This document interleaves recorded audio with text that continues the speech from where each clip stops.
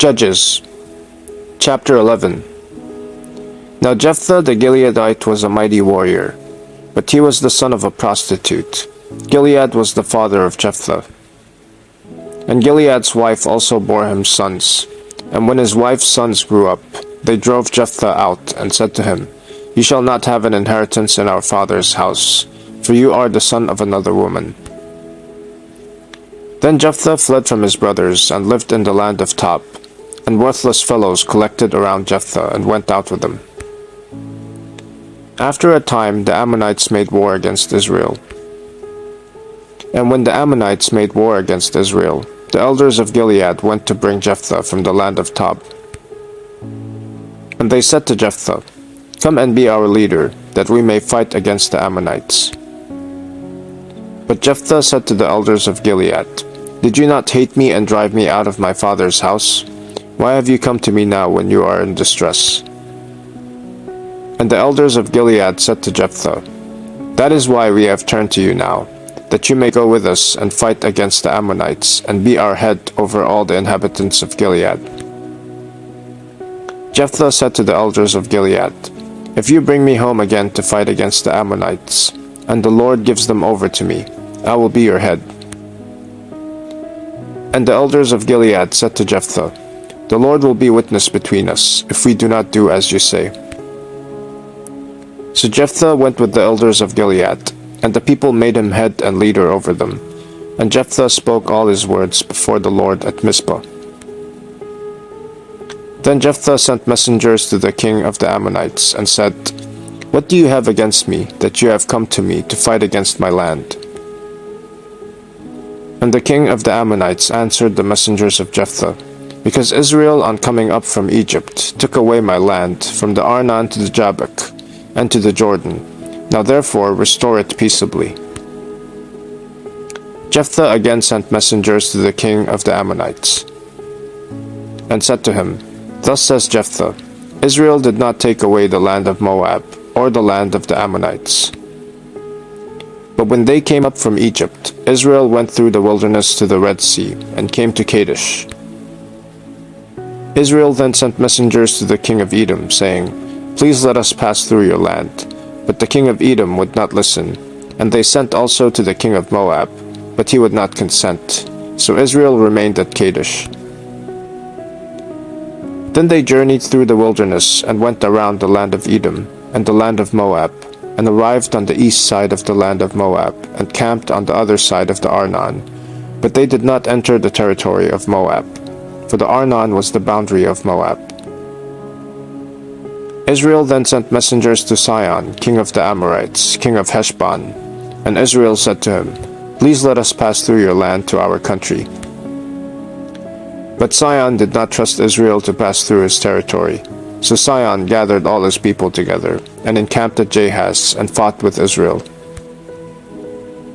And the Lord, the God of Israel, gave Sihon and all his people into the hand of Israel, and they defeated them. So Israel took possession of all the land of the Amorites, who inhabited that country. And they took possession of all the territory of the Amorites, from the Arnon to the Jabbok, and from the wilderness to the Jordan. So then the Lord, the God of Israel, dispossessed the Amorites from before his people Israel. And are you to take possession of them? Will you not possess what Chemosh your God gives you to possess? And all that the Lord our God has dispossessed before us, we will possess. Now are you any better than Balak the son of Zippor, king of Moab? Did he ever contend against Israel, or did he ever go to war with them? While Israel lived in Heshbon and its villages, and in Aroer and its villages, and in all the cities that are on the banks of the Arnon 300 years, why did you not deliver them within that time? I therefore have not sinned against you, and you do me wrong by making war on me. The Lord the judge decide this day between the people of Israel and the people of Ammon.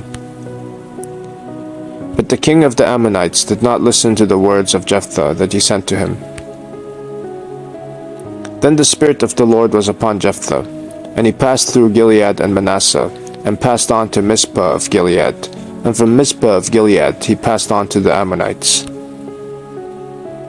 And Jephthah made a vow to the Lord and said, if you will give the Ammonites into my hand, then whatever comes out from the doors of my house to meet me when I return in peace from the Ammonites shall be the Lord's, and I will offer it up for a burnt offering." So Jephthah crossed over to the Ammonites to fight against them, and the Lord gave them into his hand. And he struck them from Aroer to the neighborhood of Minnith, 20 cities, and as far as Abel Keramim, with a great blow. So the Ammonites were subdued before the people of Israel. Then Jephthah came to his home at Mizpah, and behold, his daughter came out to meet him with tambourines and with dances. She was his only child. Besides her, he had neither son nor daughter. And as soon as he saw her, he tore his clothes and said, "Alas, my daughter, you have brought me very low, and you have become the cause of great trouble to me. For I have opened my mouth to the Lord, and I cannot take back my vow." And she said to him, "My father, you have opened your mouth to the Lord. Do to me according to what has gone out of your mouth, now that the Lord has avenged you on your enemies, on the Ammonites." So she said to her father, "Let this thing be done for me. Leave me alone 2 months, that I may go up and down on the mountains and weep for my virginity, I and my companions." So he said, "Go." Then he sent her away for 2 months, and she departed, she and her companions, and wept for her virginity on the mountains. And at the end of 2 months, she returned to her father, who did with her according to his vow that he had made. She had never known a man, and it became a custom in Israel, that the daughters of Israel went year by year to lament the daughter of Jephthah the Gileadite 4 days in the year.